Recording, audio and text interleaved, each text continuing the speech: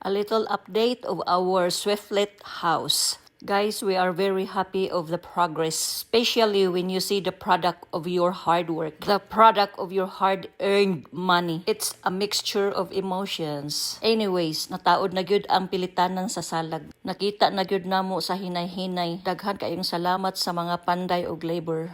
Labi na sa akong brother Raymond, brother-in-law nga si Sunny, ug sa labor nga si John og DM. Daghang salamat guys sa inyong hard work. Di ni ma-realize kung wala mo. Padayon lang gyud ta sa hinay-hinay, kay naara gyud tay agi. Daghang salamat Ginoo sa kusog, determinasyon og lahutay, ug labaw sa tanan ang kapiskay sa panglawas. Di gyud ni mahitabo tanan Lord kung wala ka. Busa ang tanan nga pasalamat among ihatag kanimo.